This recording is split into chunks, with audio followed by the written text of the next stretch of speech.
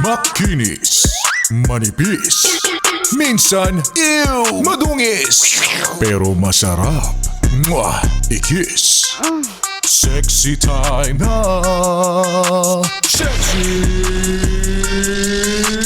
Mega! Tulad ng sinasabi ni Jason Mraz sa kanta na yan, I won't give up. Ganyan ang tamang mindset. Huwag kang susuko. Huwag kang bibitaw. Pero syempre, alam mo, words of motivation lang naman ang kaya kong maibigay sa'yo. Kung talagang pagod ka na, ayaw mo na, edi ngayon pa lang, Lunes pa lang, mag-give up ka na. Ngayon pa lang, umayaw ka na. Bumitaw ka na. Ang problema kasi sa atin, hanggang reklamo lang tayo. Ha? Reklamo, ayoko na, pagod na ako. Pero sige pa rin naman siya. Tuloy pa rin naman yan siya. Magtitiis pa rin yan siya. Kung ayaw mo na, Lunes pa lang, gumibap ka na. Yung iba kasi, nagre-reklamo hanggang inabot na ng Friday. Eh di walang nangyari, pagod ka rin, di ba? Kung ayaw mo na, pwede namang mag-resign ka na eh. Di ba? Oo. Ay, madaling makahanap ng katulad mo. Ang galing-galing ng AI, oh. Sa tingin mo yung boss mo, pipiliin ka over AI? Hindi!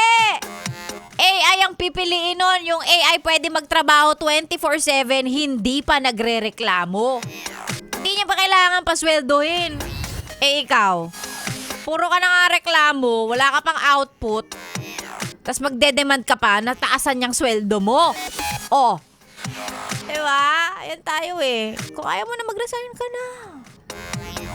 This is the sign you've been waiting for. Tsareng. Lunes talaga.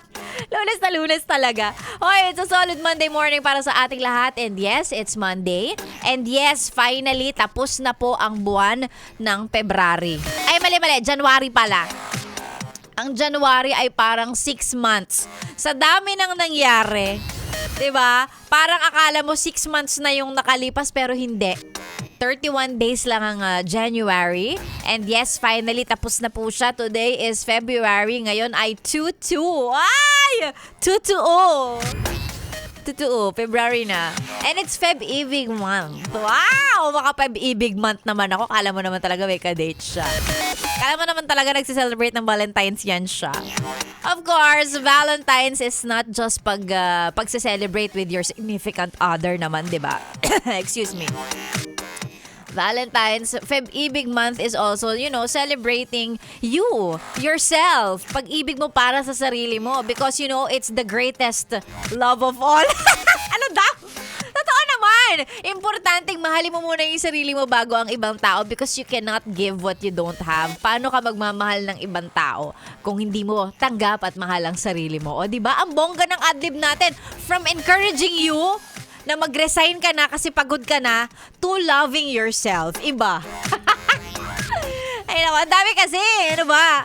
Itong adlib ko na to, ang daming topic, parang January din, ang daming nangyari. Pero syempre, ang gusto ko lang sabihin ay si Sexy Mega na po ang iyong kasama, tuloy-tuloy hanggang mamayang tanghali. And of course, para sa mga gustong magpa-shoutout, pwedeng-pwede. Ang mga love pa-shoutout or dedications for your, loved ones, pwedeng-pwedeng isend.